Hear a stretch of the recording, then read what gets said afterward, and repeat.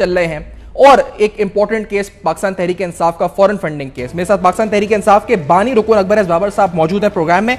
बाबर साहब, अकबर बाबर साहब, आपका बहुत बहुत शुक्रिया, आपने वक्त दिया। ये फरमाइएगा सर, ये 25 मई की तारीख इमरान खान साहब ने रखी, इसकी सिग्निफिकेंस आपकी नजर में क्या है? ये क्यों रखी गई तारीख 25 मई की, जब हम सब जानते थे कि IMF के मुज़ाकरात का भी कोई नतीजा 25 मई को आना है, यासीन मलिक की सजा भी 25 मई को होनी है, और ऐसी सूरत हाल में जब मुल्क is on the brink of collapse, खुदा ना खास्ता माशी हवाले से 25 मई ही क्यों रखी गई? आप इमरान खान साहब की स्ट्रैटेजी अगर आप समझे तो आप क्या समझ सकते हैं, क्या कहते हैं बाबर साहब? बिस्मिल्लाहिर्रहमानिर्रहीम। मेरा ख्याल है आपने बड़ा अच्छा इंट्रोडक्शन दिया है जो मौजूदा हमारी सूरत हाल है, और मैं I am amongst the few जो मैं पिछले कुछ हफ्तों से, कुछ महीनों से ये जो माशी सूरत हाल है इसको मैं एक रेड फ्लैग के तौर पे मैं वेव कर रहा था, और इलेक्शन कमीशन के बाहर खड़े होकर मैंने बहुत दफ़ा ये बयानात भी दिए और मुतनब्बे किया कि ये जो हमारी डूबती मईशत है इस वक्त ये नंबर 1 प्रायोरिटी होनी चाहिए, और इस वक्त तमाम सियासी जमातों को अपनी सियासत को साइड पे रख के माशी स्टेबिलिटी यानी माशी इस्तेकाम की तरफ मिलजुल के, क्योंकि आपका जो इकोनॉमिक कोलैप्स है और जिस पे आपने बात की कि अभी इकोनॉमिस्ट कह रहे हैं कि शायद हम डिफ़ॉल्ट ना कर जाएं, खुदा ना खास्ता उसके बड़े सीरियस कॉन्सिक्वेंसेस होंगे। आपकी जो माशी इंस्टेबिलिटी है और इकोनॉमिक कोलैप्स, उसकी बुनियादी वजह पॉलिटिकल इंस्टेबिलिटी है।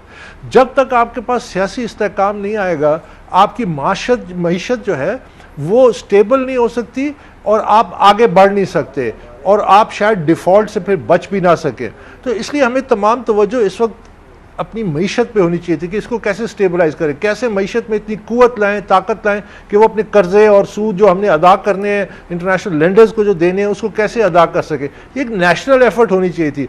और मैं ये भी फॉरवॉर्न करता आया हूँ कि देखिए, जब से इमरान खान को इक़्तिदार से डेमोक्रेटिकली अलग किया गया तो उन्होंने एक अपने ऊपर एक हिजानी कैफियत तारी कर ली है और पूरी कौम को एक हिजानी कैफियत में डालने की कोशिश की है कि बस ये मेरे से बड़ी ज़्यादती हुई है, ये साजिश थी।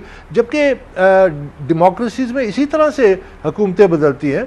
बरतानिया में पिछले 5 सालों में 3 वज़ीर-ए-आज़म बदले, उनकी अपनी सियासी जमात ने बदले और डेमोक्रेटिकली बदले, तो आप कहेंगे कि वो साजिश हुई थी। जाहिर है वो सारे इकट्ठे होते हैं, जब मायूस होते हैं तो फिर वो कहते हैं हमें नया लीडर चाहिए। तो ये डेमोक्रेटिक प्रोसेस है, लेकिन अपने उन्होंने इमरान खान साहब का जो ये 25 मई ही का दिन रखना और ऐसे हालात जिस तरह आप भी बता रहे हैं, माशी तज्ज़िया निगार बता रहे हैं, एजेंडा आखिरकार उनका है क्या फिर?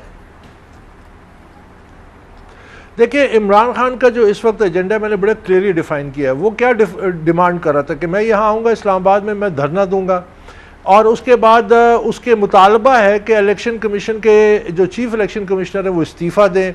उन्होंने अदालतों के बारे में भी बयानात दिए, उनको दबाव में लाने की कोशिश की है। और वो ये क्या इलेक्शन कमीशन में इस वक्त कौन सा केस अहम है? वो एक फॉरेन फंडिंग केस है, और ये इसीलिए आए थे। लेकिन मैं मुबारकबाद देता हूँ पाकिस्तानी कौम को कि उन्होंने उनका साथ नहीं दिया। वो जो पाकिस्तानी पब्लिक जो थी, 3 सूबों से तो कोई नहीं, जिस सूबे में इनकी अपनी हुकूमत है वहाँ से भी लोग नहीं निकले। तो मेरा ख्याल है ये एक पॉलिटिकल मैच्योरिटी की निशानी है। मेरा ख्याल है इसको हमें सराहना चाहिए कि लोगों ने मुस्तरद किया। लेकिन उनका जो मकसद है वो क्या है? मकसद इनका ये है कि ये एक टिपिकल, जब वो कहते हैं कि चीफ इलेक्शन कमिश्नर जिसको इन्होंने तजवीज़ किया था, जिसकी ये तारीफ़ें करते थे, वाना में गए तारीफ़ें की, उसके बाद इनके वजीरों ने बुरा भला कहा, इनका कहा इलेक्शन कमीशन को आग लगा दो, ये पैसों पे ऑन टेक। ये क्या है? ये जब आप किसी इदारे के सामने एक मुलजिम के तौर पर पेश हो रहे हैं और आप कहते हैं कि ये मुनसिफ जो है मुझे काबिल कबूल नहीं है, ये फैशिज्म है। फैशिज्म का क्या मुतालबा होता है? फैशिस्ट जो मुतालबा करते हैं कि मैं कानून हूँ, मेरी मर्जी चलेगी, मैं जब चाहूँ आइन को तोड़ूं, मैं जब चाहूँ कानून को तोड़ूं, मैं जो अपनी मर्जी करूं। मैं करप्शन पे जिस तरह उन्होंने नैब से इस्तिस्ना कर दिया कि कैबिनेट को आप करप्शन के अकाउंटेबिलिटी के दायरे में नहीं ला सकते, तो ये एक फैशिस्ट टेंडेंसी है। हमने पार्टी बनाई थी, हमारे आइन में, ओरिजिनल आइन में था कि चेयरमैन 2 दफ़ा रहेगा, 2 टर्म 3-3 साल की। वो लाइफ टाइम चेयरमैन बन गए हैं। तो ये एक पूरी की पूरी एक फैशिस्ट टेंडेंसी है जिसको वो इम्प्लीमेंट करने आए थे बजोरे अपने जो सपोर्टर्स हैं, और उनको फोर्स करना था। तो ये हमारी खुशकिस्मती है कि लोगों ने उनका साथ नहीं दिया और वो इसमें कामयाब नहीं हो सके। लेकिन ये एक फैशिस्ट टेंडेंसी है। मैं पहले दिन से कह रहा हूं, याद रखिए मेरी पार्टी है। 6 दिन का आपने बोल के गए, तो इसका मतलब उन्हें कोई कहीं से कोई सिग्नल मिला है? 6 दिन में कोई खबर उनको मिली है? कोई उनको, बहुत से लोग कह रहे हैं अटक पुल के ऊपर उनको बता दिया गया था कि कोई आपका मुताला मान लिया गया, कुछ ऐसा हो सकता है, या फिर ये 6 दिन जो है ये सिर्फ फेस सेविंग थी? क्या था ये 6 दिन? ये वो नफसियाती एक साई वॉरफेयर वो करते रहते हैं। पहले उन्होंने कहा 20 मई तक इंतजार करूंगा। 20 मई तक वो क्या इंतजार कर रहे थे कि क्या वो समझते थे कि कोई इलेक्शन के अनाउंस, और फिर उसके बाद अब 6 दिन के ये लॉलीपॉप से अपने वर्कर को एक किस्म का एक चूरन बांटना है कि मैं अभी तक जिंदा हूं, मैं फिर आऊंगा, I will continue to fight, मैं तो हार ही नहीं सकता। ये एक उस नफसियाती कैफियत है जिसको वो शो कर रहे हैं इसके जरिए। लेकिन देखिए, मैं फिर उस बात पे आता हूं कि हम सबको मिलके पूरी पाकिस्तानी कौम को, और ये जंग जो है, ये इमरान खान, ये पीटीआई जो मौजूदा है, जिसको मैं मानता नहीं है मसख शुदा चेहरा है पीटीआई का, ये इसके खिलाफ ये कोई पीपल्स पार्टी, नून लीग या पीडीएम का कोई मामला नहीं है।